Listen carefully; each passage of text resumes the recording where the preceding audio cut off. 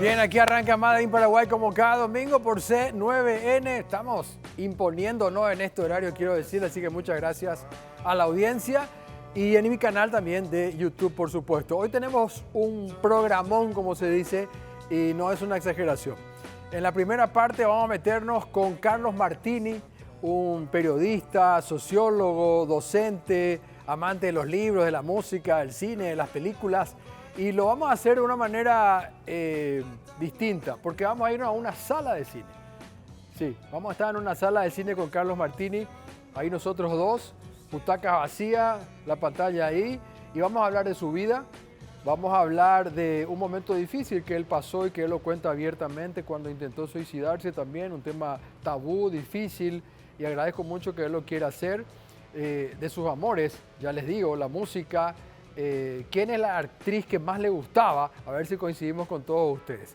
Y a continuación vamos a hablar de política porque este programa se llama Made in Paraguay. Aquí hay de todo, política, arte, música, con el senador Mario Varela. Vamos a hablar del Partido Colorado, de la interna del Partido Colorado al desnudo. Vamos a desnudarle al Partido Colorado de esa famosa interna, o si va a haber cicatriz, no va a haber cicatriz.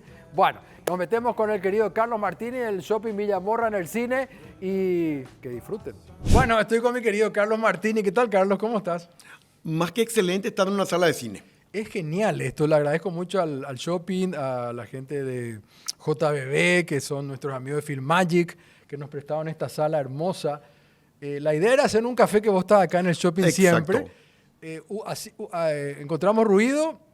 Después el refugio maravilloso y yo estoy emocionado. Acordate que el cine es magia, entonces por lo menos yo creo que en vez de verte a vos ahí, le estoy viendo a Humphrey Bogart y a Ingrid Bergman en Casablanca. Ojalá. ¿Por qué estamos en el Shopping? ¿Por qué estamos en el Shopping? Por lo siguiente. Era el mes de abril de 1999 y yo venía a ver Shakespeare Enamorado. Ajá. Entonces era un sábado a la tarde. Llegué más temprano. Había una cafetería al lado de la escalera. Sí. Me quedé allí y esperé. Y algo me llamó la atención. Vine al sábado siguiente y a partir de allí vengo. Hoy estamos en el 2025. Primero a los sábados, después sábado y domingo y después todos los días. ¿Qué encontré aquí? Probablemente algo muy curioso.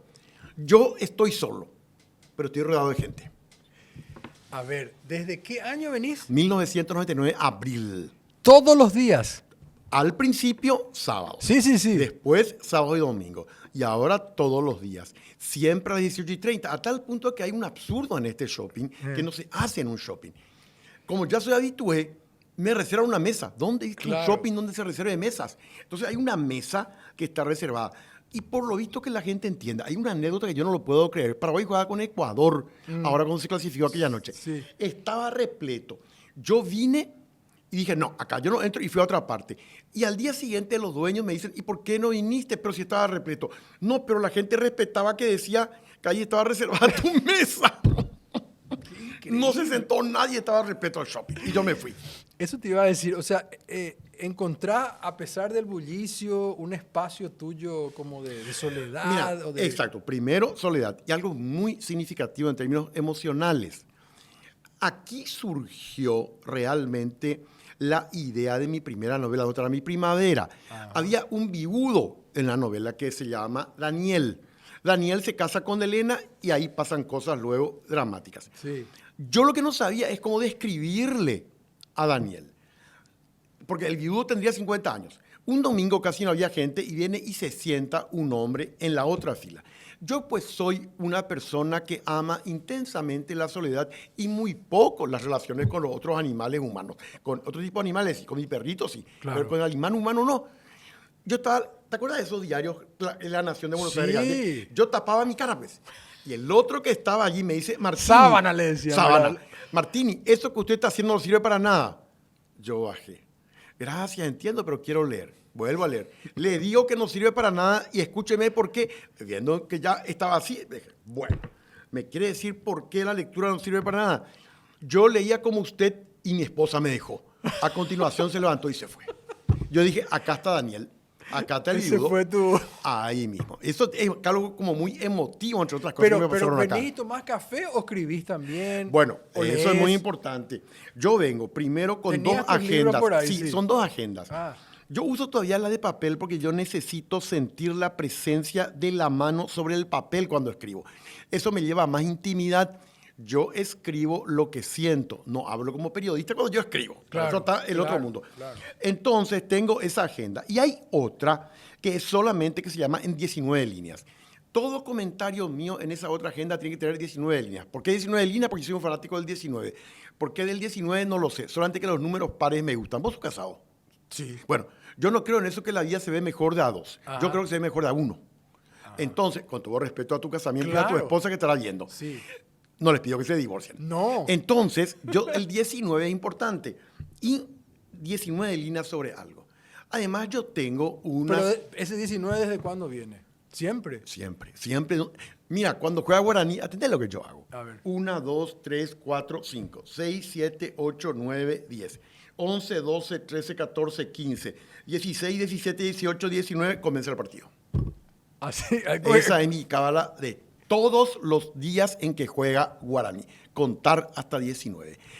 Nunca supe por qué el 19. Yo tengo cábalas extrañas, Leo. Fin de año. Yo espero 19 minutos para que falte la medianoche. Sí. Y entonces cuando veo que el reloj marca 19 minutos para la medianoche, me levanto. Mira, yo soy ateo, pero le pido al universo lo siguiente. A 3 personas, que solamente yo sé, que ese año tuvieron mucho afecto conmigo, les digo al universo toda la energía positiva para el año que viene a estas 3 personas. 19 minutos antes que llegue el nuevo año y 3 personas, impares también. ¿Qué será el 19, no? Sí, jamás. Bueno, mira, yo me hice psicoanálisis y hasta ahí yo no llegué. Cuando el psicoanalista se cansó de mí, me dijo, tengo un caso perdido. Y hasta ahí llegué. ¿Cuál es la diferencia de ateo y agnóstico? El agnóstico tiene una diferencia en el siguiente sentido. Ellos dudan, es decir, no saben si Dios existe o si Dios no existe. Los ateos nos vamos a un extremo. Literalmente, Dios no existe. Un ateo reconocido es Cioran, un filósofo nihilista del siglo pasado. Nietzsche también. Ese es el ateo. Mi primera vocación, ¿cuál fue, Sacerdote. Leo? Sacerdote jesuita, porque yo los quiero mucho a los jesuitas, ellos me formaron. Pero estudiaste en el Cristo Rey. Sí, los 12 años. Yo en el 75 terminaba el 6º curso y en marzo yo supe, yo quiero ser sacerdote jesuita. Pero ¿qué pasó en octubre? Cuando faltaban 3 meses para terminar las clases, un día leyendo a Sartre y el existencialismo, me dije, Carlucho, no le estafes a tus jesuitas a quienes amás tanto. Vos ya no crees en Dios. ¿Cuál era el libro? El libro era justamente un libro clave, La náusea. La náusea, que es durísimo. durísimo, es en cuanto a su pesimismo incluso. Sí, sí, sí. Entonces yo me dije a mí mismo, es lo que te digo, mira, a los jesuitas no les estafes a ellos porque los has querido mucho, le debes todo lo que sos. Entonces mejor no estafarlos a ellos y no estafarte a vos, porque iba a durar 1 o 2 años. Pero entonces en ese momento sí creías en Dios. Hasta octubre de aquel año me acuerdo, y yo me acuerdo perfectamente Pero porque ¿qué faltaban... te hace un clic para no creer? Y yo creo que es un proceso, y te explico por qué. Vos lo ubicás al profesor Miguel Ángel López Perito. Él Sí. estuvo con Fernando Lugo como Sí, claro. un alto funcionario. Perfecto. Él era mi profesor de filosofía en 5º curso, y no olvidar de sus clases. Un día nos dice, chicos, no había chicas en aquel entonces todavía, ustedes tienen que preparar un ensayo sobre o una corriente filosófica o un filósofo. Termina la clase y yo me voy. Miguelo le dijo, así le llamábamos. Sí. Hasta ahora le dicen Hasta ahora, Miguelo, sí. hasta ahora yo le digo Miguelo cuando hago entrevistas en radio. Sí. Y le digo, mira, yo elegí el existencialismo. ¿A qué bien? Me dice Miguelo. Pero te quiero hacer una pregunta. Yo lo que necesito que vos me guíes en el esquema, en la biografía y básicamente por dónde debo ir con los libros. Y esa fue la lección de vida. Me parece verlo hoy. Me mira y me dice, Carlos, vos asististe a mis clases. Vos vas a hacer el esquema, vos vas a buscar la bibliografía y escúchame bien. No esperes nunca en la vida que otros hagan lo que vos tenés que hacer. Tenía yo 15 años y eso me dijo Miguel. Miguel tenía en aquel entonces durante 23 o 24. Era muy joven en aquel entonces, Miguelo. Y eso me dejó una marca. Hice eso. Me fui a la biblioteca del colegio.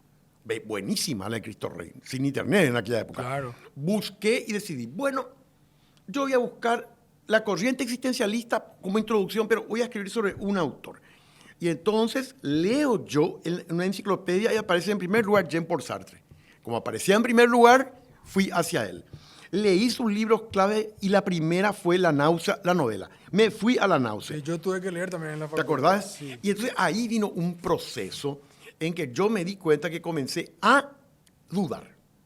Y de la duda pasé luego a convencerme que Hay ya una no creía en película, Dios. Carlos, que no me voy a acordar y Sí. después voy a buscar y te voy a mandar por WhatsApp, que vi que un periodista, reales, una historia real, un periodista tampoco creía en Dios.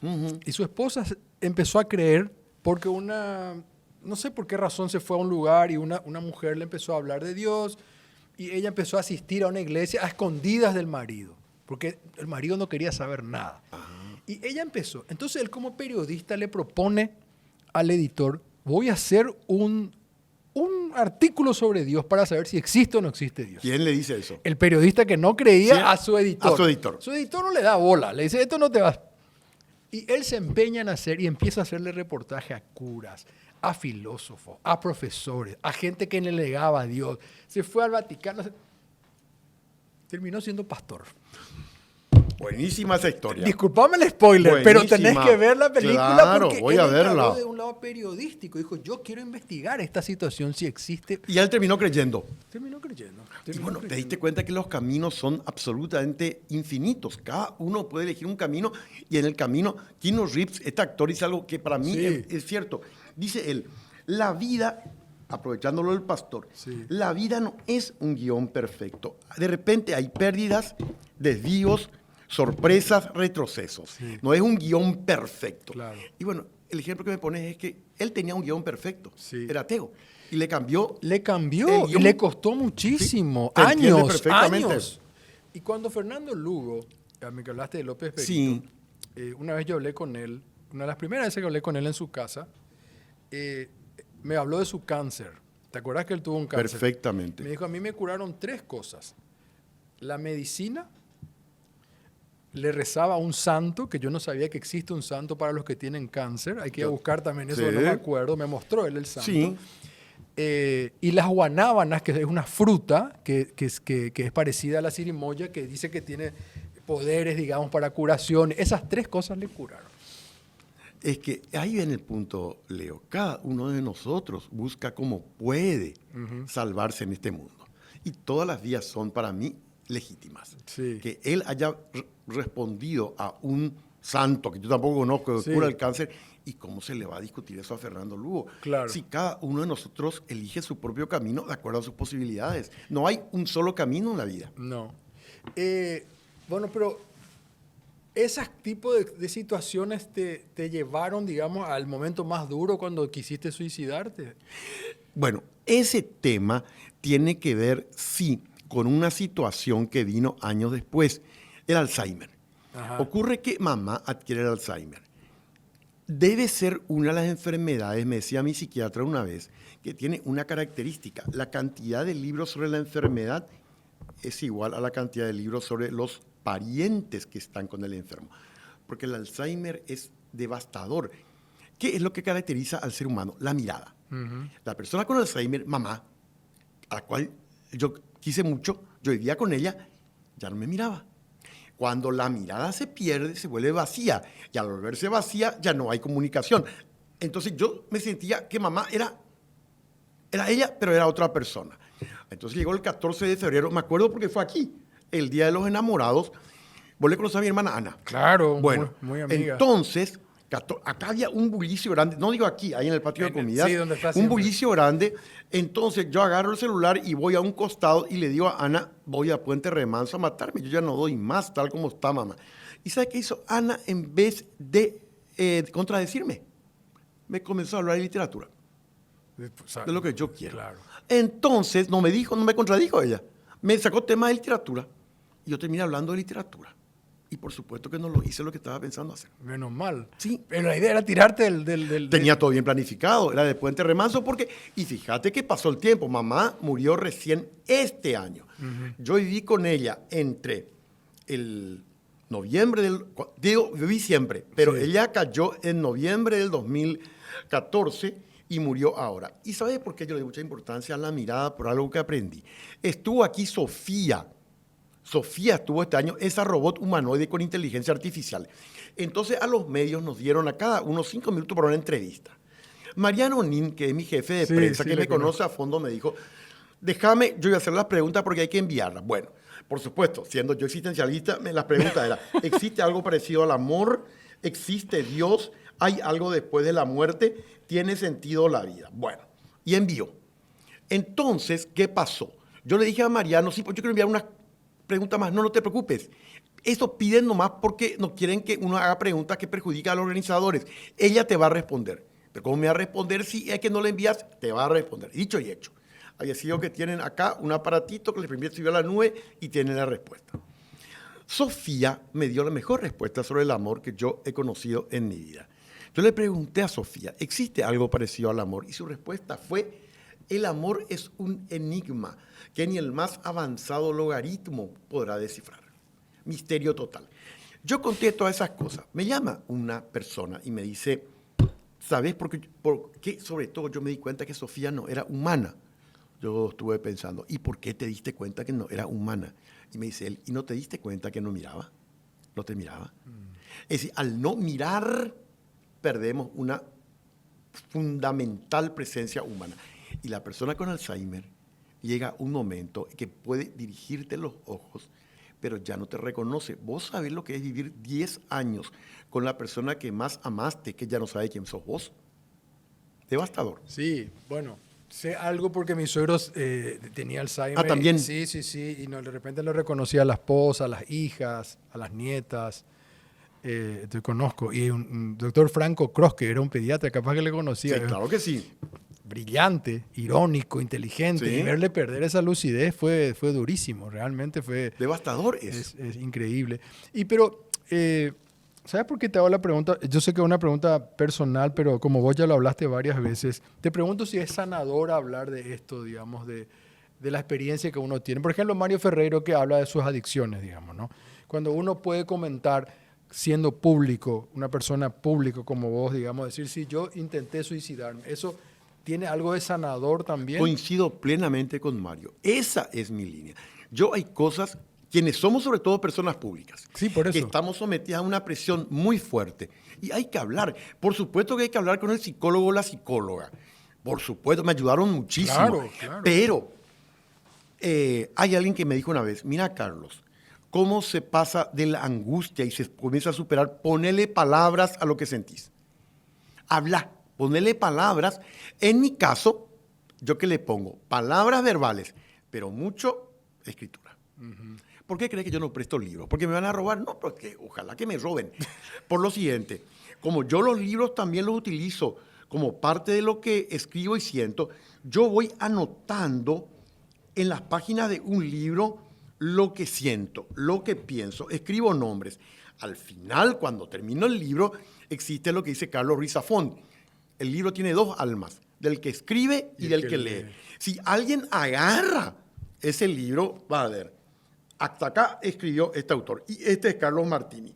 Si lee lo que yo he llegado a escribir, me va a considerar un trastornado, un demente. Pero eso es lo que yo soy. Pues, obviamente, si vas a escribir en tu propio libro, obviamente no vas a escribir el día es lindo, el ser humano es bueno. Vamos a buscar otras cosas. Vamos a hacer una pausa. Sí, ¿cómo no? Hay una frase que es sexo, droga y rock and roll. Sí. Y nosotros a la segunda parte le podemos poner libro, cine y ¿qué puede ser? En tu mundo, digamos. Ah, en mi mundo. Sí. Libro, cine, Bobby. Bobby es mi amigo caniche. No el fútbol, ¿no sería? El fútbol está siempre, lo que pasa es que Bobby está conmigo, pues. Entonces, ¿cómo se va a llamar? Libro, cine y Bobby. Así mismo. Ya volvemos. Bueno, estamos en el segundo bloque, Carlos querido. Dijimos entonces es libro, cine y Bobby. Y Bobby. No, me dijiste que el fútbol no. Porque no está conmigo, y Bobby sí. Y Bobby está con...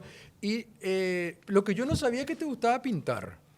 Sí, y ahí hay una historia también detrás que Ana la conoce. Existía una profesora llamada Cira Moscarda que estaba al costado del parque Carlos Antonio López. Nosotros vivíamos cerca. Por algún motivo, mamá decidió llevarnos. Pero era una profesora muy peculiar. Te hacía que vos dibujaras lo que querías y luego hacía interpretaciones psicológicas. Así como... Muy interesante. Entonces, ¿De qué edad estamos hablando? yo estoy hablándote de antes de los 10 años, de mi caso. A ver, Entonces, este te voy a mostrar a ver si reconoces. y claro, a eso voy, exactamente a eso voy. Esa y hay otra. Lo que sí éramos, ahí está, perfectamente. Ahí estoy yo. Y lo que sí éramos Cardico le llamaba la atención era, primero, el chico está siempre solo. Segundo, se pinta más chico que las otras personas.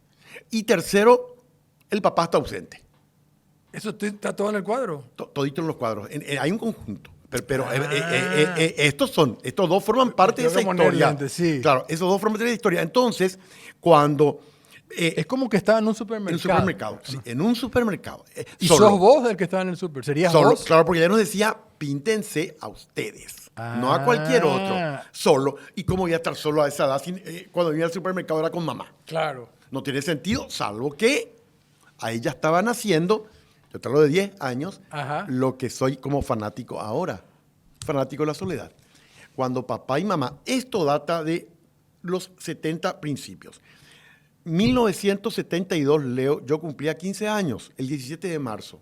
Somos piscianos. ¿15? Piscianos los dos. Piscianos. Sí, somos piscianos. Pero fíjate lo que es el lapso, que ya un psicólogo lo que acabo de decir. Yo en el 72 cumplía 14 años. 14. Bueno, una mañana de sábado, me decís, ¿y por qué te acordás? Y porque me acuerdo que era mañana de sábado, papá y mamá parados y yo acá parado con 14 años. ¿Qué les dije a los dos? Y no se cuento de qué les dije. Papá y mamá, a partir de este cumpleaños no voy a celebrar nunca más mis cumpleaños. Cosa rarísima en un chico. Lo que yo recuerdo es que papá y mamá no me discutieron, porque si me discutían yo iba a recordar. Claro. Y efectivamente, desde 1972 hasta hoy jamás he celebrado mi cumpleaños. Es más, vos sabés a qué yo le debo que soy aficionado y fanático de la lectura.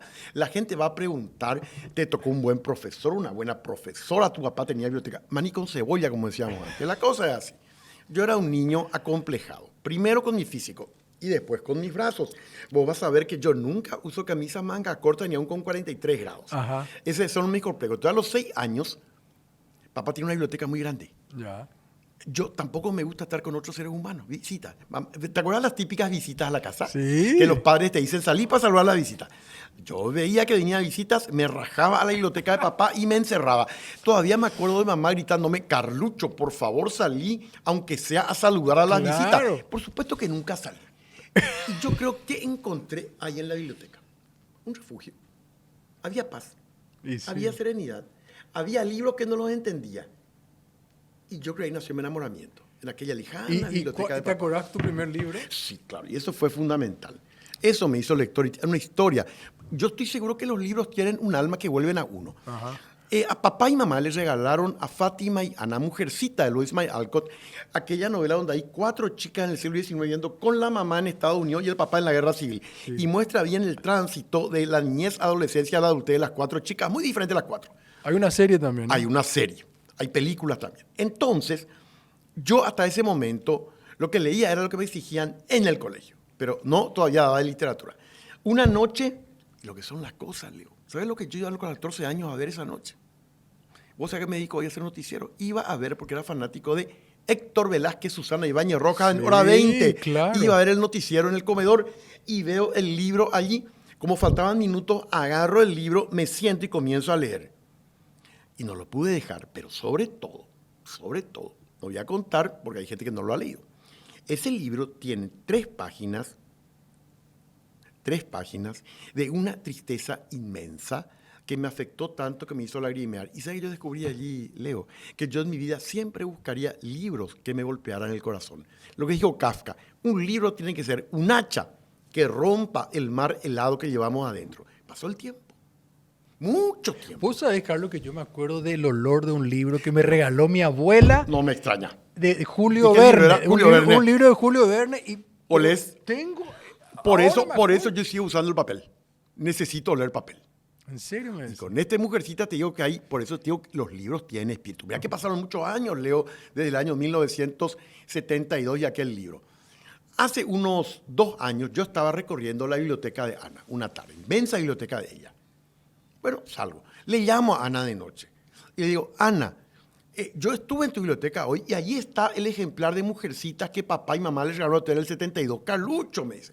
Imposible, ese libro se perdió hace mucho tiempo. Bueno, corto, no hay caso, dije yo. Al día siguiente me llama Ana y me dice, Carlucho, acá está el libro. Aquí está el libro que nos regalaron. Lo que pasa es que por lo visto yo puse en otra parte. Aquí está. Ana, me lo das al libro. Y ese libro lo tengo en mi escritorio. Volvió a mí. El libro decidió volver a mí. Vos sabés que por eso es muy importante, le dijo San Agustín. Ajá. Es cierto que se refirió a la Biblia. Cuando uno reza, habla con Dios. Cuando uno lee, es Dios el que le habla a uno. Se refería a la Biblia. A la Biblia. Pero vale para mí, para cualquier tipo de lectura. Hay algo sagrado. Es muy difícil preguntar por un autor o por un libro, porque son demasiados los que leíste, digamos. Y a veces uno piensa también, ¿qué diferencia hay entre, no sé, un autor latinoamericano o un alemán o un iraní? Porque, por ejemplo, yo estaba leyendo el libro de esta, que ganó el Nobel, esta coreana. Ah, sí. Leí el libro La Vegetariana. Que es el principal de él. Que me encantó, me encantó, digamos. ¿Verdad? Sí. Y digo, bueno, ¿cómo han hecho la traducción? O sea, digo nomás qué complejo es esto, por un lado, de decir, hay tantos idiomas, pero eso que vos decís de Kafka te tiene que romper el mar helado que tenemos adentro con un hacha. Lo logran de cualquier cultura de idioma. Mira, desde Dostoyevsky hasta García Márquez, pasando, por supuesto, por Ernest Hemingway, William Faulkner. Uf. Y ni qué decir La babosa de Casaxia, que nos retrata no como los paraguayos queremos decir que somos, sino lo que somos realmente. Desde 1952, pero nos muestra el Paraguay enamorado del fracaso, enamorado del atraso. Y una sociedad donde además Casaxia maneja también el tema de que no hay relaciones humanas. Dice una crítica literaria que la única amistad en La babosa de Casaxia es la del padre Rosales y el caballo suyo. Después no hay otra. Casaxia nos muestra el lado oscuro del paraguayo. Ahora, pregúntame. Sí, pero tu libro preferido, ahí no dudo. La niña que perdí en el circo de Raquel Sayer, porque mi obsesión es buscarle a Carlucho, al chico que fui, y ahí la adulta habla con una niña. Dijiste muy rápido, ¿cómo se llama? La niña que perdí en el circo de Raquel Sayer. Ella habla con la niña que fue. Ella le habla de sus desilusiones, de sus tristezas. Y la nena le habla de sus ilusiones y su futuro. Hay una contraposición, la niña que fue y la desilusión que es. Hay una anécdota patética conmigo con respecto a eso. Muchos años después, Lucía Zapena estaba presentando en Arte y Espectáculos del 13 su bloque. Y en un momento explica que Ricardo Arjona, van a ver, decía ella, hablando con el niño que fue. Pero yo escuché hasta ahí por lo que decía Lucía, no escuché todo, me emocioné. Ricardo Arjona estaba acá, el niño allí, él preguntaba, el niño respondía. Yo estaba absorto, pero quiere decir que esto puedo volver a hablar con el Carlucho que fui. Termina el bloque de Lucía, va saliendo y le digo a Lucía, le digo, ¿cómo se hace eso? Y me mira a Lucía con una sonrisa y me dice, Carlos, eso es inteligencia artificial. Me mató Lucía, me mató. Yo que ya estaba entusiasmado con que yo podía hablar con Carlucho. Y se fue, parece. Y es que todos llevamos a aquel niño que perdimos. ¿Y el cine? ¿Cuál fue ¿Y tu primera película, te acordás? De la que yo me acuerdo muy bien es de Mary Poppins. Pero decís, ¿cuál te impactó para siempre? 1970, Una noche, Cine Roma, Dr. Zhivago. Definitivamente. Zhivago. Esa película con, por supuesto, Omar Sharif, Jules Christie, Geraldine Chaplin, con ese tema de Lara tan hermoso, me cautivó. Mi mamá estaba enamoradísima de Omar Sharif. Me acuerdo que me... Y yo mi de novio Christie, decía, claro, mi novio decía. Claro. Pero esa película me marcó para siempre. ¿Y Lawrence de Arabia? También. Bueno, ese es el tipo de cine. Pues tienen que haber dramas humanos intensos. Por eso te decía que donde estamos ahora me recuerda a Dulce Noviembre. Claro. Es una chica que le detectaron cáncer. Y entonces ella cada mes del año salía con un chico diferente. Entonces, en noviembre salió con un chico. Solamente que pasó después. Se llama Dulce Noviembre. Aquí donde estamos nosotros la habré visto o en el 2001 o en el 2000. ¿Y tenías algún amor platónico? Así de actor, actriz, alguien que te fascinaba, digamos. Mira, hace poco escribí sobre eso. Sofía Loren tiene 90 años. Qué preciosa. Y estoy enamorada de ella como estuve hace 50 años. ¿Cómo no? Ese es un típico Brigitte Bardot también. Brigitte Bardot, Dios por supuesto, libre. Claudia Cardinale, ni qué decir. Y hoy Scarlett Johansson, sin ninguna duda. Sin ninguna duda. Y me queda un tiempito para hablar del fútbol, que dijimos que así se iba a llamar este bloque. Pero también jugaba fútbol en la calle, no es que solamente soy guaraní. Pero desde No luego... es que solo soy guaraní, yo Jugaba en la calle justo antes de Juí, años 60, ¿cuáles eran los arcos? Las columnas. Ajá. Entonces era así, como era una calle empinada, el equipo que jugaba en la parte de arriba tenía que atacar sobre el de abajo. Por supuesto. Pero vos te acuerdas que era la época siguiente. Alguien tenía que traer la pelota. Si éramos chiquilines, no teníamos nosotros plata. No. Entonces traía la pelota alguien. Si el equipo de ese chico comenzaba a perder, agarraba la pelota y se iba. Claro. Mis amiguitos de infancia. No los vi nunca más, pero les tengo en el alma. Y hay preguntas que son para mí difíciles de responder. Maradona, Messi o Pelé, por ejemplo.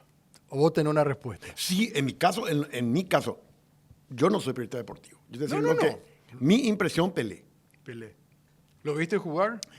Tuve el honor de verlo jugar cuando, vos te acordás, Brasil-Paraguay, 1969, eliminatorias, la base del equipo de Paraguay era el Guaraní de aquel entonces, sí, claro. Sí. Y ese equipo después fue a jugar en el Maracaná lleno, gana 1-0. ¿Y quién fue ovacionado? Raimundo Aguilera, que después fue trasladado a Brasil. Claro, por aquel entonces sí, cuando estuvo en Paraguay, pude recordarlo. Y el gol que más gritaste, porque nos estábamos acordando hace poco el gol que Guaraní metió el domingo pasado, digamos, y Bernay como loco gritando.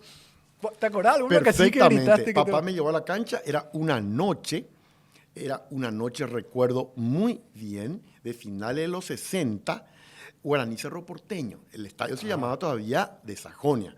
Gradería Sur no existía, era un murallón.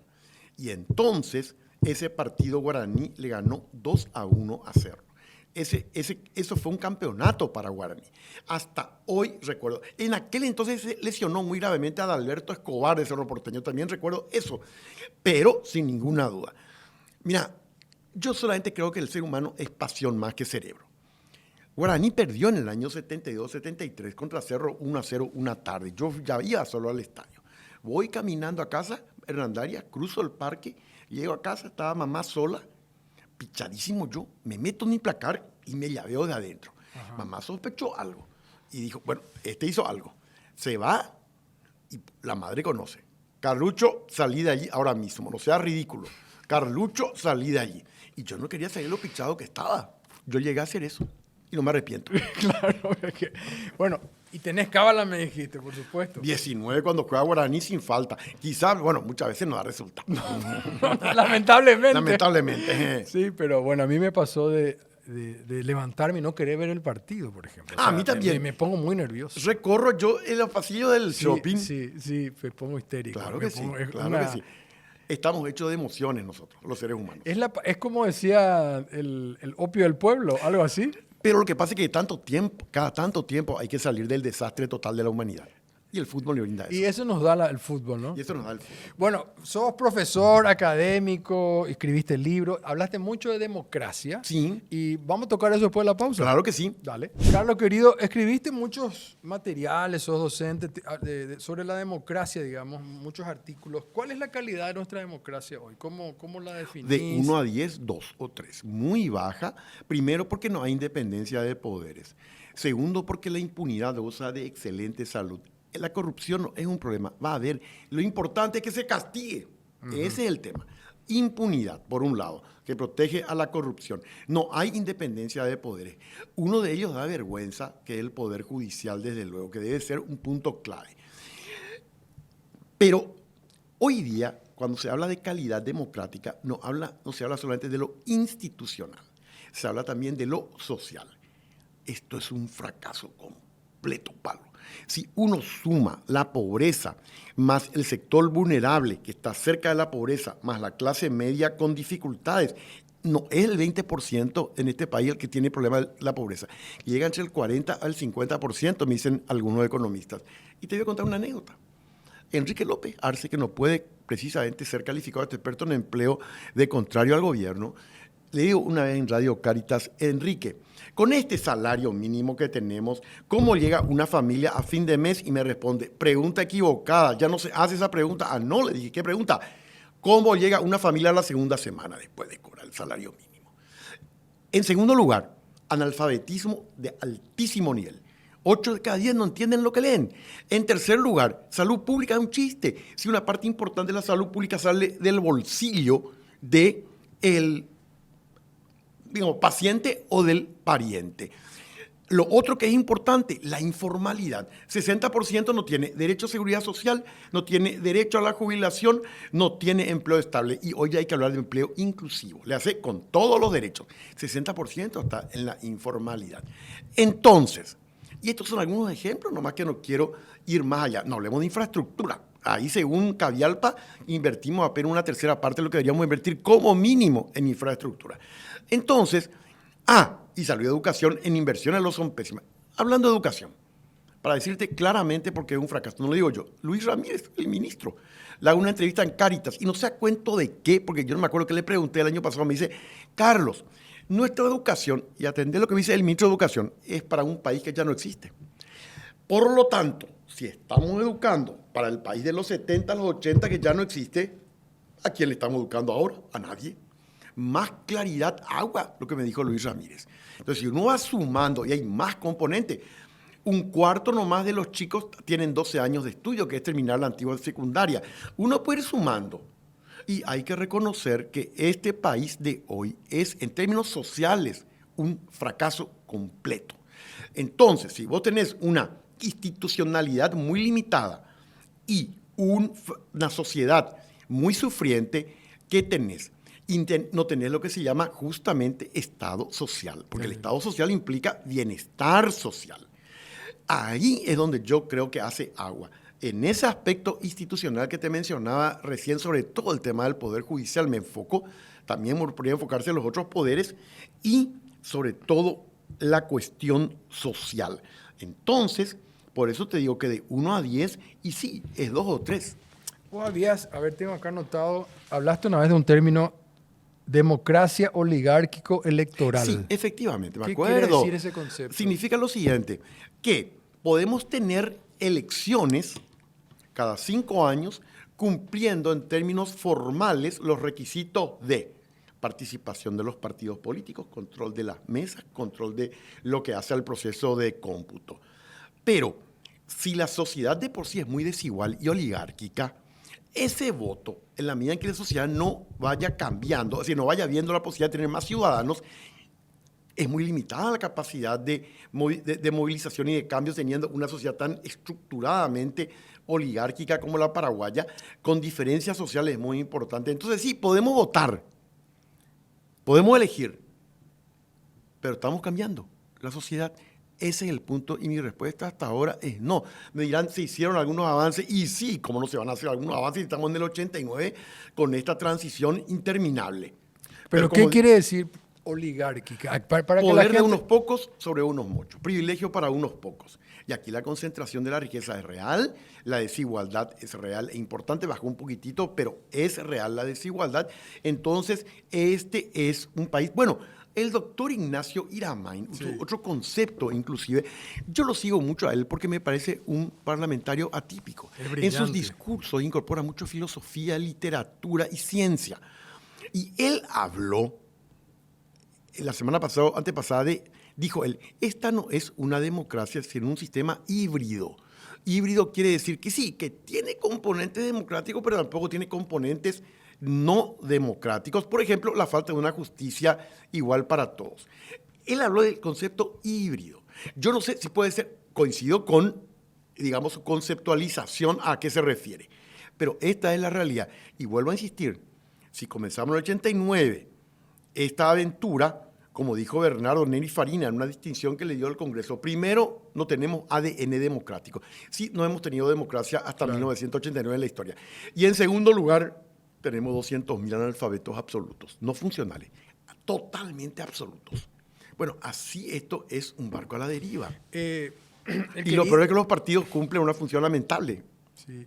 No, hablando de un partido en particular, decía Alfredo Vox en un libro que él tiene, ¿por qué casi siempre ganan los colorados? Me acuerdo, reciente, excelente libro, excelente. ¿Y cuál es tu teoría? ¿Por qué casi siempre ganan los colorados? Digamos? Y hay una serie de factores. Primero, que hay una historia detrás muy fuerte que caló hondo en mucha gente. Partido Colorado es igual al ser paraguayo. Quiérase o no, eso caló, porque hablamos de décadas al respecto. Punto 1. Eso caló en el imaginario popular, pero de manera clave. 2. El control real del Estado que tiene el Partido Colorado no desde hace 5 años, desde hace décadas. Y 3. ¿Por qué se mantiene? Aparte de estos factores, la inutilidad completa de la oposición. Si vos me decías, ¿qué opositor yo te voy a votar? Hoy le voy a votar a Bobby, a mi caniche. Claro, con esta oferta que hay. Mira, es como si a vos te ofrecieran un plato de pescado, de pollo o de ensalada. Pero decir, pero no, yo quiero en realidad comer croquetas, porque con croquetas voy a ir adelante. No, tenés estas 3 opciones o estas nomás. Entonces, obviamente, con todo respeto a los candidatos que fueron y a los que vendrán, porque después la oposición se va a enojar conmigo, pues. Entonces, quiero aclarar que lo que yo estoy diciendo es que la oposición, tal como está ahora, es funcional al Partido Colorado. ¿Que esto significa que no va a ganar las elecciones del 2028? Puede hacerlo, pero tiene que generar primero... Primero tiene que ganar en Asunción. En Asunción, primero el año que viene. Claro. Y después tiene que generar primero entusiasmo ganador, eso en primer lugar. 2, figuras muy potables que representen ese ímpetu ganador. Y tercero, unidad lo más amplia posible. Son 3 condiciones básicas, sí o si no, esto va a ser como el tango, poesía triste que se baila. Y claro, nosotros hablamos, vos hablaste de impunidad, dijiste, ¿no? Bueno, impunidad, corrupción, nepo babies, sobres, Así mismo. ¿Por qué eso no cala a nivel electoral, digamos? ¿Por qué la gente vuelve a votarle a esos mismos? Porque hay una parte importante de la gente que vive de este Estado. No es poca la gente que vive de este Estado. Hay gente que vive de este Estado. Y hay otra cosa también. Como hay gente que vive de este Estado y tiene el Partido Colorado el único partido de presencia nacional total, lo que se llama, dicen los politólogos, profundidad territorial. Está extendido en todo el territorio. Las seccionales cumplen una función importante. La oposición no tiene eso. Entonces, ¿qué tiene que hacer la oposición? Presentar alternativas distintas que puedan derrotar ese aparato ideológico con presencia en el alma de mucha gente. Y esto es lo que no ha conseguido. La excepción fue Fernando Lugo, pero fue una excepción. Acordate vos que Fernando Lugo duró 3 años. Salió antes de terminar el mandato. Esos 3 años. Después no ha habido ningún tipo de alternancia. Y esto estamos hablando desde 1947, de todas maneras, cuando ganaron los colorados la guerra. Claro, hemos demasiado tiempo. De todas maneras, te iba a decir nomás que, no me acuerdo el porcentaje ahora, pero los que le votaron a los colorados, o los que le vienen votando, creo que Peña ganó con el 43%. 43%. Pero ese 43% en realidad es como el 27% del padrón total. Digamos. Ellos están gobernando con un 30%. Claro, pero la oposición no tiene la alternativa. No, pero hay un 70% que no le vota. Entre los que votaron por la oposición y los que no van a votar. Exacto. ¿Por qué cuesta tanto levantarse un domingo, si vos ves todo este desastre, para ir a votar en contra de un partido que te está arruinando? Y por esa historia que te digo. Aquí, aunque no voten, hay una suerte de, en un sector de la gente todavía resignación, y en otro caso, como te digo, ¿por qué yo me voy a levantar un domingo para votar a figuras alternativas al Partido Colorado en las que no creo? Y no. O sea, el caso de, por eso te digo, Lugo fue una excepción, ¿eh? Lugo arrasó realmente porque arrasó en la gente. Y bueno, usando un poco tu frase de esa alma colorada identificado con el paraguayo, Lugo tenía raíces coloradas, ¿verdad? O sea, Mendefleita, que le hacía notar eso. Lino Oviedo también, claro. Por más que él era colorado, pero después hizo su propio partido y, por supuesto, tenía su número. ¿Y considerás que algunos hablan de narcoestado como Paraguay? Yo lo que creo es que hay una presencia muy fuerte del crimen organizado a lo largo y ancho de la República y en diferentes instituciones. Todavía hemos llegado a ese nivel de, podríamos decir, descomposición de alto nivel que es un narcoestado. Lo que pasa es que de seguir así, cada vez el crimen organizado va a tener más fuerza en Paraguay y en un momento va a influir muchísimo también en el Estado. Si no, se para. Hay que tener en cuenta que sí, se pueden hacer decomisos acá de marihuana, allá detener a un microtraficante, a un narco inclusive, pero esto no para.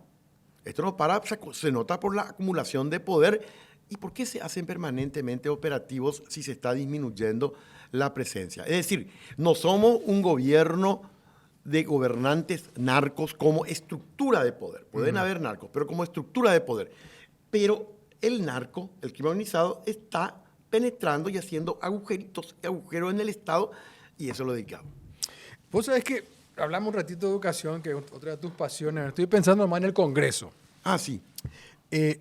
Tenemos el caso de un senador, Hernán Rivas, que tiene un título falso, que parece ser que nunca se fue a la Facultad de Derecho, y logra ser miembro del jurado de enjuiciamiento de magistrados. Y una senadora como Katia González, que tiene 5 de punta a punta, de la primaria hasta que terminó la Facultad de Derecho. O sea, tenemos esos dos contrastes en un mismo Congreso.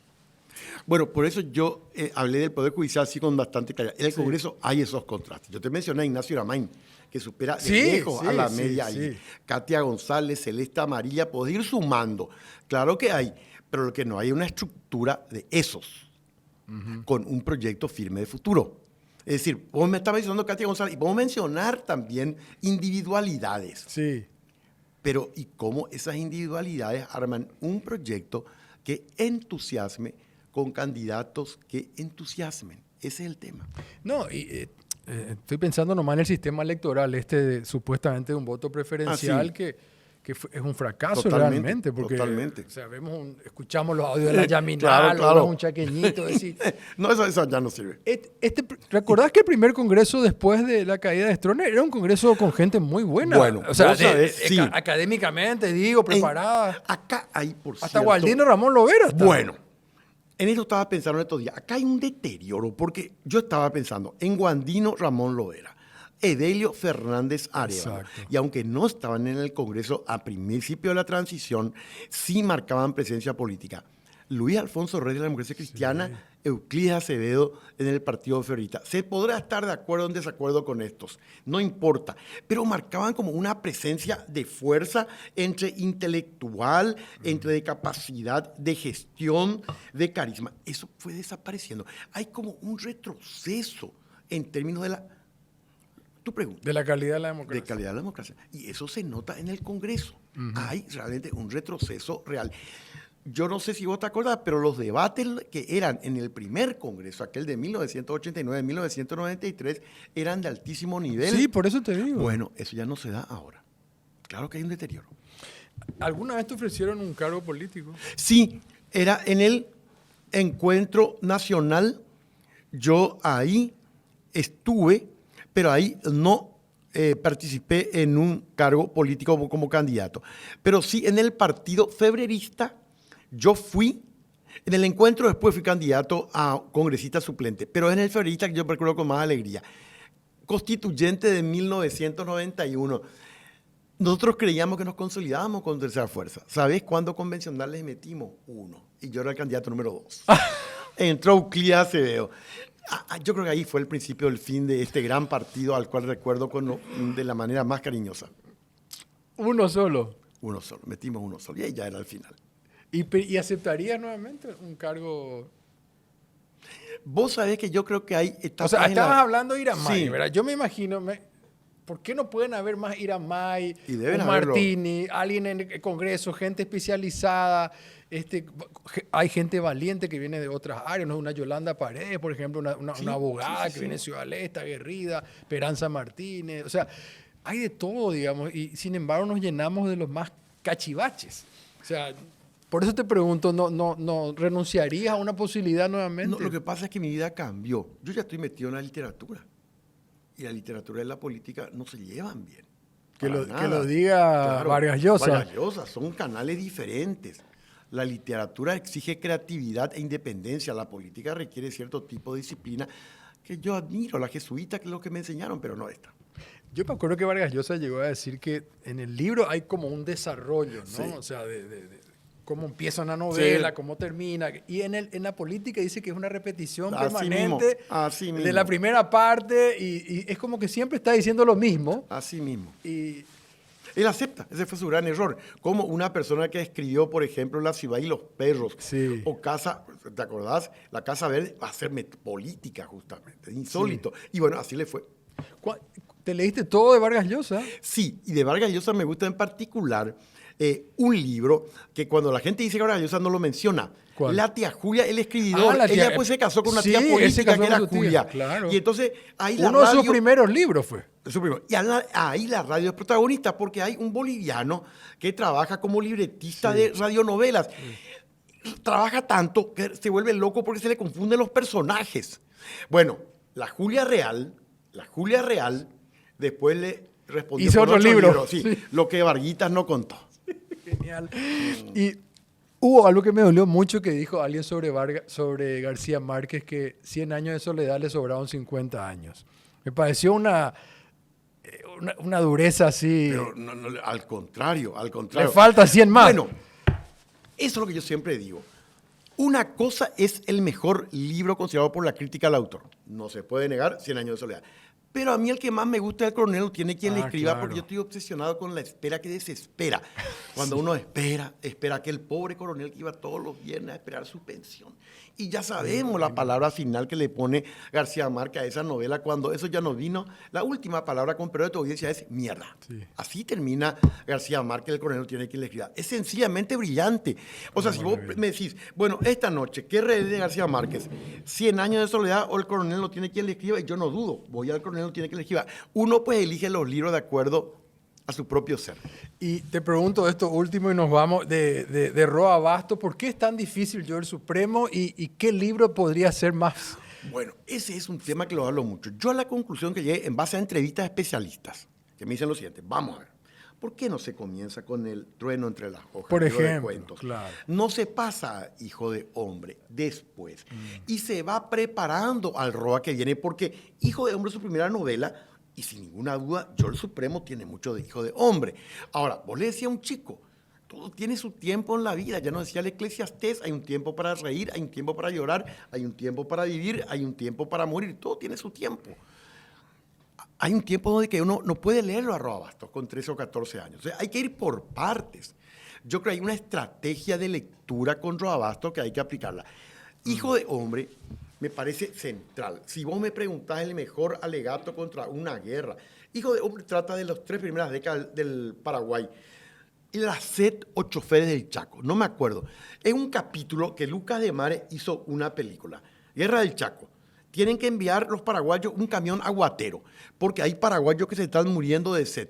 Pero en el medio están fuerzas bolivianas, y ese camión aguatero tiene que atravesar las fuerzas bolivianas, de una dramaticidad total. O sea, leer Roa Bastos con Hijo de Hombre me parece que es un paso fundamental. Después ya vendrá esta obra maestra que es sin ninguna duda Yo el Supremo, y que yo siempre me di cuenta, a la pucha. Aquí Roa nos pintó a nosotros y nuestro futuro, nuestras serias dificultades para aceptar liderazgos democráticos. Gracias, Carlos. Al contrario, ha sido un placer. Muchísimas gracias. Bueno, aquí estamos. Antes de presentarle a mi querido invitado, faltan 26 días para Teletón, 7 y 8 de noviembre. Aquí todo el canal, todo el equipo, todo el conglomerado, por supuesto, apoyando a Teletón, como casi todos los medios de comunicación. Senador Mario Varela, ¿cómo te va? ¿Cómo estás? Mi querido Leo, Muy gusto bien. enorme estar contigo. Igualmente, muchas gracias por estar con nosotros. ¿Fuiste ministro Mario Abdo? Sí. ¿De qué? ¿Ministro de? Yo fui el primer ministro de Desarrollo Social. De Desarrollo Antes Social. era Secretaría de la Presidencia de la República Así y lo elevamos a rango de ministerio y me tocó colaborar con el gobierno de Mario Abdo Benítez como ministro de Desarrollo Social. Y el año pasado, digamos, empezaste a apoyar al oficialismo, por decir de alguna forma, Sí. desde el Senado. Así es. Bueno, y ahora estás otra vez, digamos, en la carpa abdista, vamos a decir un término. Sí. ¿Cómo se explica esto, idas y vueltas? Sí, resulta que nosotros en las últimas elecciones pasadas Sí.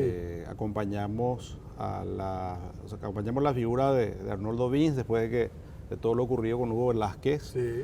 No tuvimos mucho tiempo, 4 meses de campaña, hicimos una gran elección, con una diferencia de 6-7% nada más, con un candidato excelente, pero nos faltó tiempo. Desafortunadamente tuvimos un resultado adverso en ese momento. Acompañamos, como corresponde dentro de las reglas democráticas, a Santiago Peña para la presidencia de la República, ganamos.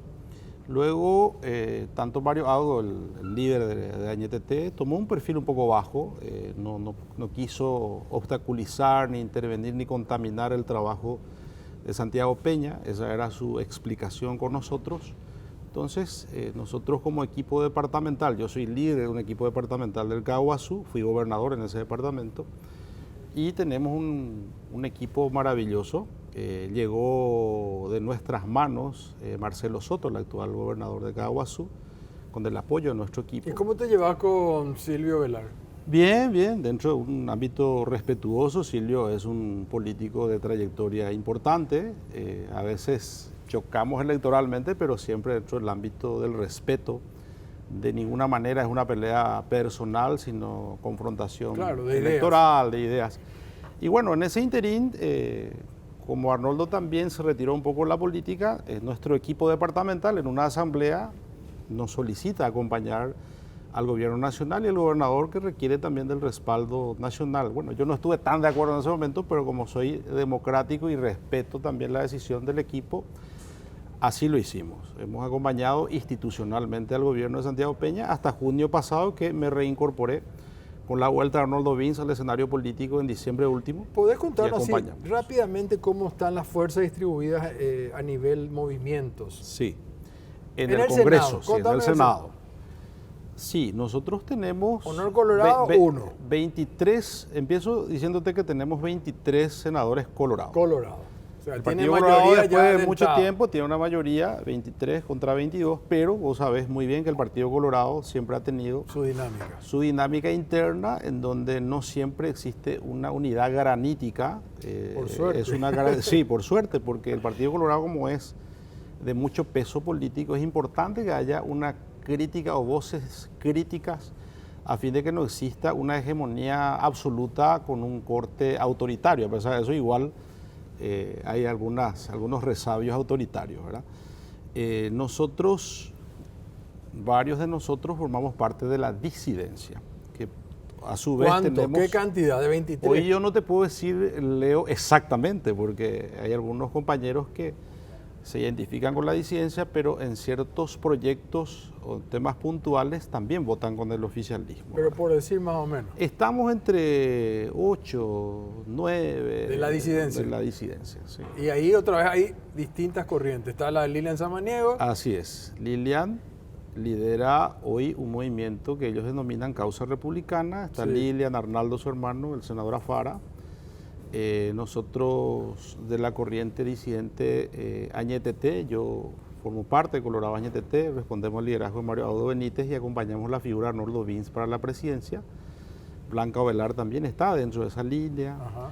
Y otros compañeros que hoy están trabajando con Hugo Velázquez, por ejemplo el ingeniero Luis Petengil, que acompaña al compañero Hugo Velázquez, y otros que se declaran independientes, en el caso de Soroka, pero que acompañan también la figura de Arnoldo Vince. Él estuvo presente en varios actos oficiales ya de Arnoldo Vince también. O sea, estamos en un franco crecimiento de la disidencia. ¿Alguna vez dijiste que Fuerza Republicana se desintegró? No se desintegró nunca. Explico brevemente para que la gente entienda, porque se confunde mucho. Mario Audo Benítez llega con Colorado Añetete a la presidencia de la República. Así es. Hugo Velázquez, cuando se lanza como candidato presidencial, él se inscribe como movimiento Fuerza Republicana, porque fue una sumatoria de varios movimientos internos, nacionales, regionales, y lo registra Hugo Velázquez. Entonces hoy Fuerza Republicana lidera Hugo Velázquez, exactamente. Y nosotros con Mario Audo, con Añetete, pero formamos parte de la disidencia. Con la compañera Lilian Samaniego también, formamos un bloque disidente importante que... o sea, digamos, se desintegró aquel movimiento electoral, por decir un término, sino siguen cada uno ahora. Así y es. Cuando se presente como Vince, ¿cuál sería la figura? Nosotros hace semanas atrás hicimos una conferencia de prensa en Ciudad del Este dándole el respaldo a Roberto González Baezque, candidato hoy ya proclamado en las internas partidarias, y estuvimos explicando de que todo este grupo de amigos liderados por tanto Marito, Lilian, Hugo Velázquez, está también el compañero Brunetti, que tiene un movimiento aquí a nivel de capital, y nosotros vamos a acompañar al mejor posicionado. Hoy Arnoldo Vince está muy bien posicionado, lógicamente fue el último Pero digamos, candidato nuestro. bajo un nombre, una denominación. Por supuesto, vamos a ver nosotros cómo Todavía no consensuamos el nombre, pero en mi caso yo trabajo por la figura de Arnoldo Vince para la presidencia de la República y el pacto es el mejor posicionado representará la disidencia del partido. Vos que conocés ambos movimientos, Honor Colorado, Ñeteté, la Sí. disidencia, más que nada, desde Ñeteté te quiero preguntar, Sí. ¿cuál es la diferencia de liderazgo entre Cartes y Mario Audo? Es una diferencia muy evidente. Mario Audo tiene la característica de ser un hombre muy participativo. Nosotros inclusive cuando estábamos en el ejercicio del poder político en el gobierno, algunos criticaban dentro de nuestro propio equipo que Marito era demasiado horizontal, era muy abierto, pero es una característica que tiene, él sabe debatir, escuchar. Horacio tiene un sistema distinto, ¿verdad? No soy quien para juzgar, solo describo No lo que te estoy- no, digo, nadie está juzgando. para nada, pero es un sistema mucho más verticalista. El cartismo tiene esa característica. Él es como el Entonces, jefe, el patrón, digamos. Es como el jefe, sí, en donde se baja una línea y es difícil disentir. Yo, por respeto, Leo, justamente salí del movimiento Honor Colorado, del oficialismo, porque no podía yo demostrar una actitud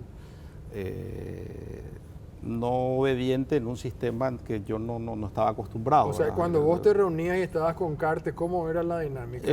Un señor muy cortés, muy respetuoso, debo ser sincero en eso, en el trato personal nunca hemos tenido ningún tipo de controversias ni diferencias, muy pocas veces me tocó estar reunido con él, habrá sido 3, 4 veces en un año. Sí. Yo soy muy respetuoso, él me respetó bastante. Acordate que yo estando en el oficialismo se vota el desafuero de Marito y yo voto por el rechazo, porque creo que no ameritaba, no estaba de acuerdo, los elementos de la fiscalía me parecían más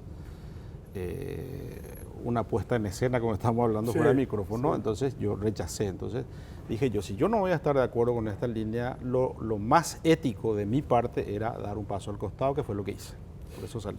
O sea, vos le considerás a Mario más democrático. Absolutamente. Marito es muy abierto, muy democrático, respetuoso de la institucionalidad. Acordate, Leo, que fue uno de los pocos presidentes que no planteó nunca una reelección, estando en el cargo. Guasmó sí lo intentó hacer, Rodríguez se molestó por aquella disposición final de la Constitución del 92. Si te voy a citar todo, Sí. No. Nicanor, Carte, que terminó. Bueno, Lugo también. Lugo también. Entonces, Marito no lo hizo nunca. Entonces, yo creo que es una persona que Te genera quiero- confianza para nosotros. Te quiero traer por una cuestión de tiempo nomás, todo este escándalo de los sobres del poder. Nunca se había visto algo parecido. O sea, yo nunca vi nunca vi nada parecido. Dinero repartido en Burú Villaroga.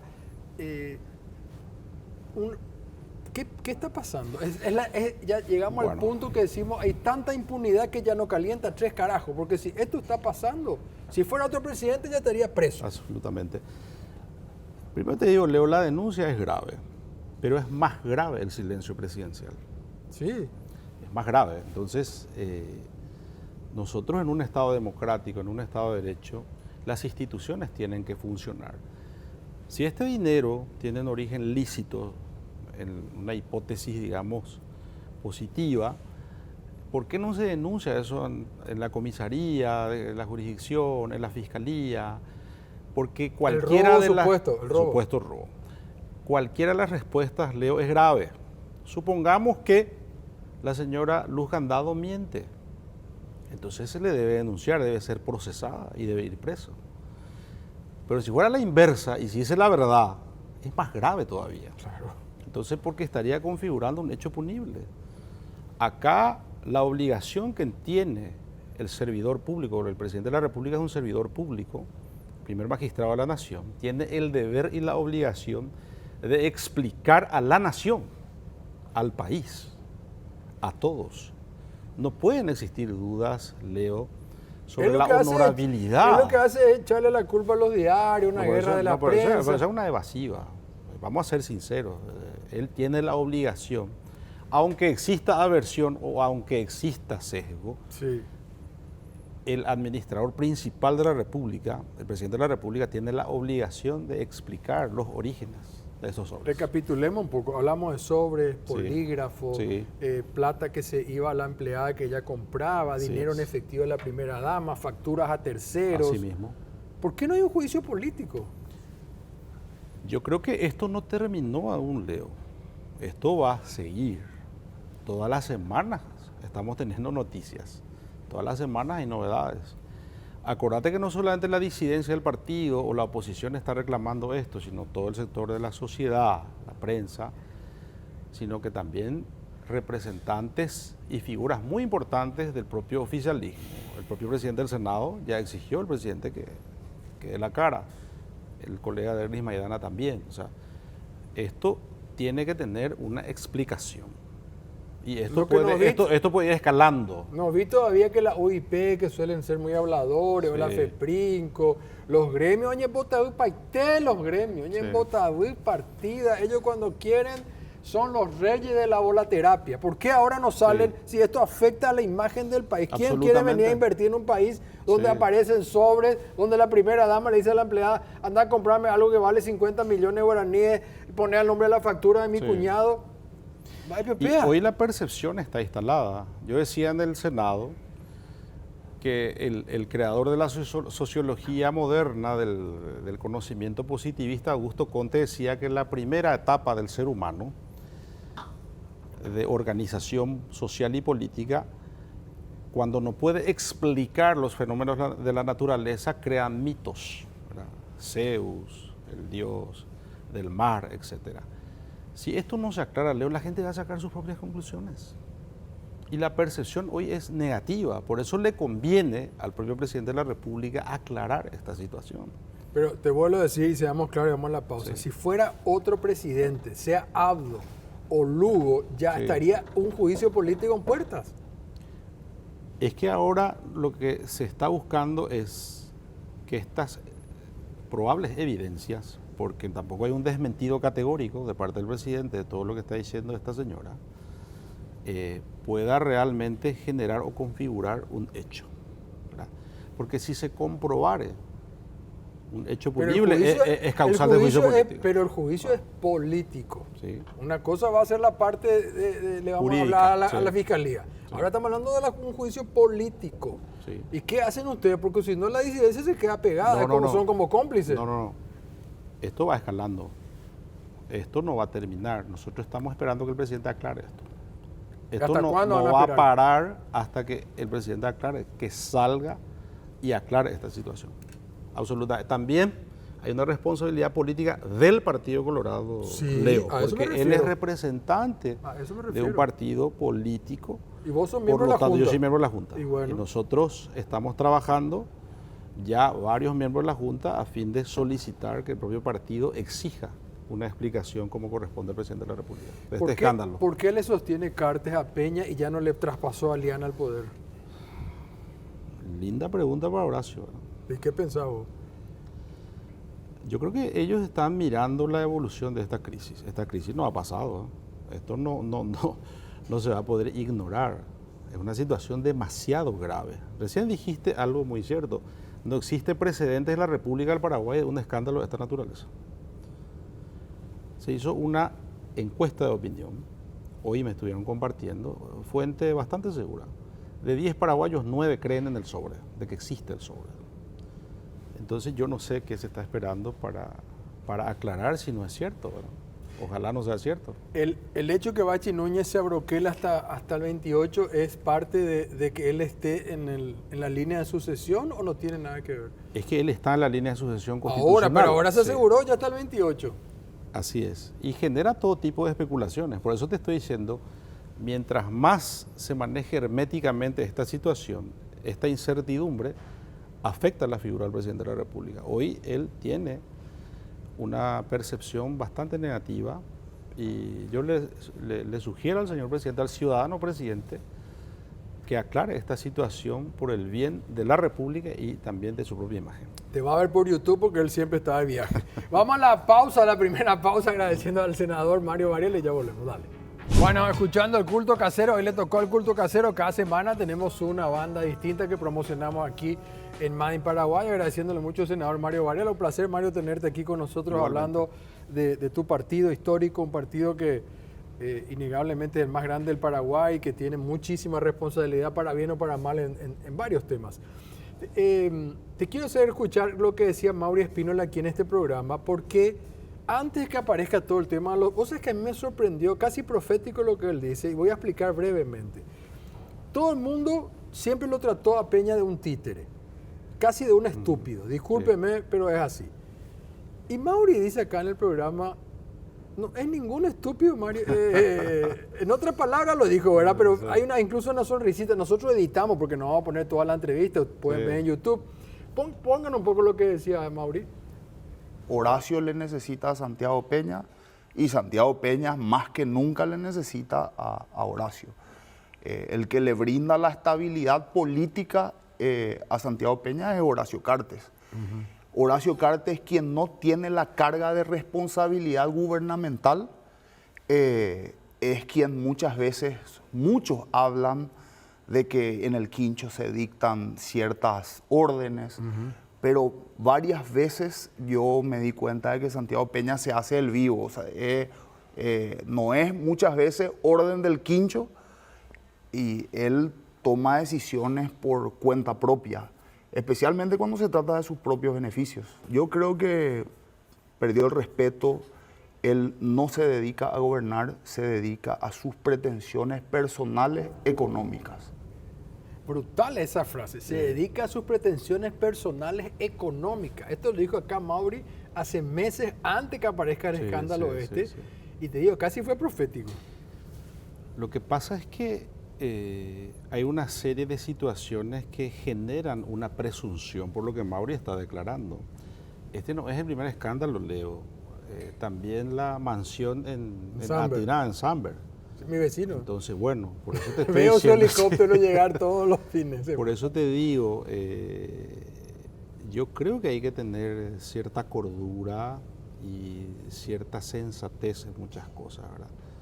Porque irte a tu casa particular en el helicóptero presidencial, no sé cuántos viajes, no es muy habitual de un mandatario y de un estadista, ¿verdad? Entonces, a mí me sorprende un poco porque la verdad que la expectativa que yo tenía y de mucha gente, de una persona con una formación académica, no tener Mario, ese pudor, porque yo creo que esa es la palabra. Cualquiera de los perros de los camarógrafos, los compañeros de trabajo, ¿no es cierto, Sopita, nuestro futuro concejal? O sea, vos si haces una transferencia, haces una transferencia de tu teléfono, todos tenemos un celular. Claro. ¿Por qué la primera dama no hacía transferencia de su cuenta bancaria y le tenía que llamar a la empleada, decirle anda a buscarle efectivo que está en el sofá, llevar a comprar tal cartera? Por eso te digo, realmente es sorprendente y yo quisiera, y reitero, Leo, perdón la insistencia, pero el presidente tiene que explicar. Esto no puede quedar así, de ninguna manera, porque nosotros tampoco vamos a quedarnos en el molde. Nosotros tenemos que tener una reacción institucional como partido, como movimiento político. Pero a Mario Abdo se le iba a hacer un juicio político por el caso de Itaipú, que encima más le pegaba a su vicepresidente que a él, y se tomó la decisión y se atajó porque Macri le llamó a Cartes por teléfono y cuando ya estaban por anunciar con celeste amarilla le llamaron al diputado, no vaya a entrar. Y ahora resulta que acá hay evidencia por todos lados, el presidente no dice nada. Otro tema muy importante, Leo, cuando sale lo de Mario Abdo Benítez, este tema de CEPRELA, después lo de la cuenta corriente en un país extraño, impronunciable. Ya se abrió una carpeta fiscal al día siguiente. Al toque. Al toque. Entonces, no es que yo esté buscando solamente generar un oportunismo político en función a nuestros intereses internos. Estamos hablando de funcionamiento institucional del Estado de Derecho. ¿Por qué la Fiscalía para A sí y para B no? Pero más allá de la fiscalía, Mario, te repito, esto es político. No, y también. O sea, juicio político. Pero por eso te estoy diciendo, si las instituciones no responden, si las instituciones no reaccionan, entonces aunque tengamos o no tengamos los votos, se va a tener que plantear en algún momento esto. Yo estoy observando seriamente. Hay muchos colegas que ya hablan del juicio político, Leo, hace rato. Y yo mismo dije que esta configuración, si él no aclara, está justificando para que el Senado, los diputados, aunque no tengamos votos, tengamos que plantear un juicio político. Por supuesto, no Absoluta. importa después los votos. Eso ya vamos Claro, a ver quién es quién ahí. Eso ya es posición política. Repetí un poco lo que dijiste. 9 de cada 10 paraguayos creen en que él se llevó el sobre. O sea, que él manoteó, digamos. La gente cree que existe el sobre, o sea, la percepción. Entonces, es una situación preocupante. Yo no estaría tan tranquilo, no estaría yendo a Italia en esta situación. ¿Para qué lo llevamos? Yo respeto mucho, yo soy una persona que trato de ser institucionalista, trato de evitar el sesgo, digamos, muy subjetivo, pero en el análisis objetivo de la gente, de la ciudadanía, cuando vos hablas con la gente por la calle, en cualquier lado, la gente te pregunta, che, ¿qué pasa con lo de los sobres? Eso es cierto. Así es. ¿De dónde viene? ¿Quién trae el sobre? ¿Quiénes son? Si vos no explicás, la gente presume ya. Eso es lo que te estaba diciendo hace rato, lo de Conte, ¿verdad? Sí, Cuando entiendo. vos no sabés explicar y no tenés una explicación razonable, entonces lo que está dejando es que... ¿Cuánto la tiempo se gente- necesita para que no haya elecciones a vice o ya estamos en el plazo? O sea, si se le saca a Peña, 3 todavía no estamos en el plazo. todavía. Entonces puede ser eso también, si no hay que Sí. llamar a elecciones. ¿Cuándo se cumple eso? ¿Cuándo se cumpliría en teoría, más o menos? No, y la asunción presidencial, el 15 de agosto. O sea, Dentro de un año claro, prácticamente recién. sí. Después de los 3 años ya se elige entre el Congreso nomás, ¿verdad? Así es, tal cual. Hay que esperar un año. Casi un año. Casi un año. Bueno, pero te iba a preguntar, bueno, ustedes tienen un candidato que es Vince. Así es. ¿El partido, el Honor Colorado todavía no o sí? Porque algunos hablan, bueno, justamente Aliana, acá mencionaron, no sé si es cierto o no, Riquelme, el que está como viceministro en Industria y Comercio, el nieto de Blas N. Sí, Riquelme, sí, conozco. no sé, a Baruja también. Nosotros escuchamos el nombre de Aliana desde el oficialismo. Yo no formo parte hoy día del oficialismo, pero hay un escenario muy cambiante. Fíjate vos, Leo, que hay un elemento nuevo. Cuando sale el levantamiento de la sanción de la OFAC a Horacio, Sí. hay algunos referentes del cartismo que hablan de que no se descarta una reelección, por ejemplo. Eso mataría la posibilidad de muchos de los que están aspirando dentro del oficialismo. Entonces, el escenario de repente va moviéndose también, pero a mí me parece que un planteamiento de reelección generaría una crispación política Ya tuvimos, ¿no? absolutamente pernicioso y perjudicial para el gobierno. Ya tuvimos, ahí está el resultado. Se ¿verdad? quemó el Un Congreso, joven se muerto, y un Exacto. inocente, el Congreso quemado. O sea, Exacto. me parece generar un trauma Yo absolutamente creo, o sea, que yo no le innecesario. doy mucha importancia. No, yo ¿Sabe tampoco. por qué? Porque le veo a Cartes tranquilo, él dirige el país del pero quincho. veo nomás, Leo, de que se busca instalar escenarios en donde nada es absoluto. No, Eso- estoy de a acuerdo, estoy de a eso acuerdo. me refiero cuando el oficialismo, lo que rescato en conclusión es que lo que se puede colegir de eso es que el oficialismo hoy todavía no está tan seguro de la candidatura pero presidencial. Entre Baruja y Aliana, ¿quién es el que crees que va a correr más rápido? A nosotros nos da igual, ¿verdad? Porque el candidato cartista peñista va a tener la misma percepción. No podemos negar que Nenecho fue, no sé si el peor intendente de la historia de Asunción, pero está ahí. Y bueno, la verdad que no solo en el hecho, todos los dos últimos ex intendentes no le fueron muy bien, pero en el caso puntual de Nenecho es una situación bastante sui generis, porque él siendo intendente oficialista con el respaldo del gobierno, Así es. termina renunciando por la presión política de una inminente destitución.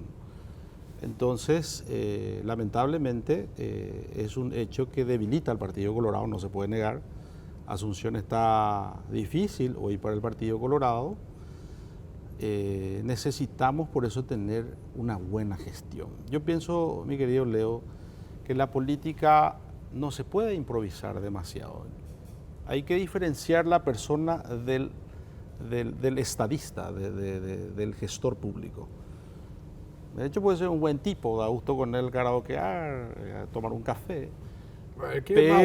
Pero bueno, la administración de una ciudad que es un monstruo, que es Asunción, es complicado, ¿verdad? Y devora a muchas figuras que tenían muy buena percepción, tanto colorados como opositores, ¿verdad? Justamente el hecho de que se hable de Katia González como posible candidata, ¿cómo veo esa situación? Yo creo que con la renuncia en el hecho se desactiva lo de Katia, ¿verdad? Yo veo que Katia tiene aspiraciones más ambiciosas a nivel nacional, que es legítimo, ¿verdad? Creo que es una persona Pero si talentosa. fuera candidata a Asunción, ¿cómo ves? Y va a ser una contendora difícil si es que se presenta Katia. Pero acuérdate que el Partido Colorado también tiene lo suyo, ¿verdad? No podemos negar que Katia es una persona con cualidades importantes, pero el Partido Colorado también, ella con su actitud puede lograr que se unan todos los colorados. Vos sabés que ustedes parten de una ventaja, ustedes tienen prácticamente 100.000 votos asegurados Sí. en Asunción de taquito. Por eso te digo, nosotros Pero vos decirle puedes juntar los otros, sí, pero el igual nomás... el desafío es unir a los colorados.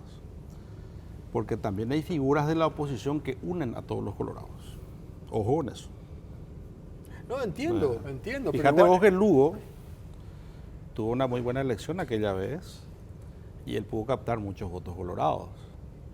Y los que han tenido una postura radical anticolorada no le fueron bien. pero ¿quién? No le vamos, fue bien. estoy pensando en Asunción. Sí, sí. ¿Quién? Que Asunción es un capítulo aparte. Pero por eso, Sole Núñez, pues, digamos que es otra que tiene mucha fuerza. No sé si va a captar tantos votos colorados. Pero bueno, estamos ahí. Esto es una rama donde vos no podés opinar de afuera más que nada, ¿no? Y por eso te preguntaba con respeto.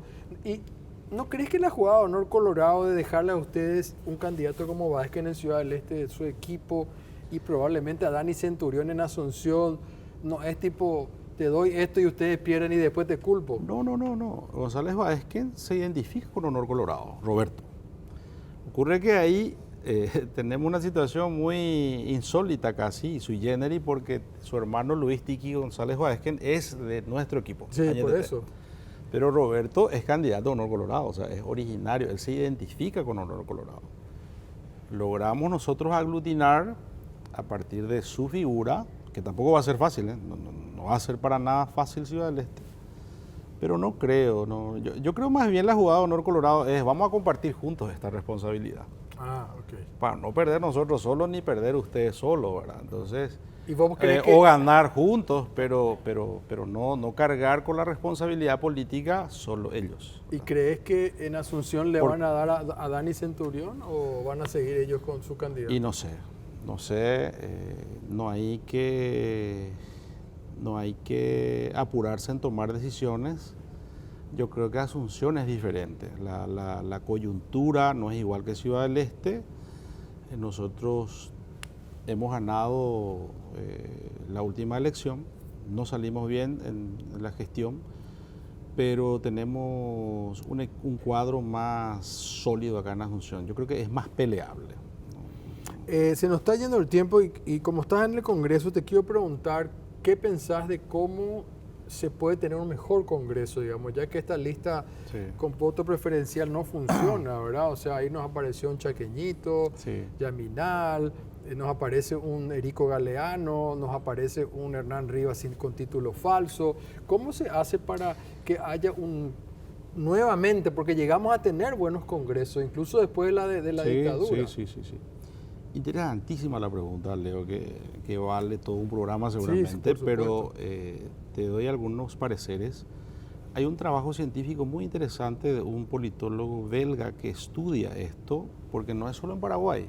En muchos países llegamos a lo que se llama el estrés democrático. Hay como una especie de electoralismo exagerado que fagocita la calidad de los representantes. Es decir, nos hemos convertido en acopiadores de votos y hemos perdido el compromiso ciudadano de calidad en la labor legislativa. La mayoría de los legisladores, nosotros, muchos nos dedicamos a juntar votos y a relajar muchas veces la calidad. Entonces el electoralismo le pasa la factura a la calidad. Nosotros teníamos antes a un José Antonio Moreno Rufinelli, Gualdino Ramón Lovera, Fernández Arévalo, Sí. gente de Carlos muy Alberto González. de excelente formación académica. Hoy lo que pasa, Leo, es que el que nos junta votos no es atractivo. Por eso. No creas que no hay muy buenos candidatos de calidad, de buen perfil.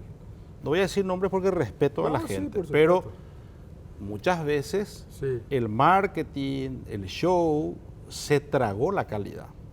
Entonces, Vargas Llosa escribe un libro muy interesante que se llama La civilización del espectáculo. Sí. Si vos no haces TikTok y si no sabes comunicarte con la gente, por más buen currículum que tengas, no vas a ser electo. Hay una excepción, ya que hablas de Vargas Sí, Llosa, porque el presidente Pedro Castillo Sí. no tenía Facebook, Sí, no no tenía tenía. TikTok y él andaba a caballo tipo Lino Oviedo. Pero era un producto nuevo, Leo. Vos manejas muy bien el marketing, publicidad. Sos de ese ámbito. Sí. Y el tipo supo instalar muy bien. A lo mejor no usó las herramientas de moda, de las redes, No, etcétera. no tenía. Pero era un producto innovador, súper innovador, atractivo, pero fue un fracaso total. El tipo no tenía la más mínima condición ni capacidad También para le ejercer. cocinaron, digamos, pero También, bueno, pero es para no otro. le cocinaron por su falta de oficio. De oficio y de ¿verdad? experiencia, Sí, de lógicamente. experiencia, Lo que un poco sí. le está pasando a Milei de a poco se está cayendo, ¿verdad? Así O sea, mismo, así mismo. Mario, querido, un placer hablar contigo, da gusto Igualmente. debatir con gente inteligente, así que te agradezco mucho. Gracias, Leo. Un gusto siempre compartir contigo y me encanta que sea un producto hecho en Paraguay. Así es. Nosotros nos encontramos la próxima semana aquí en Made in Paraguay. Chao.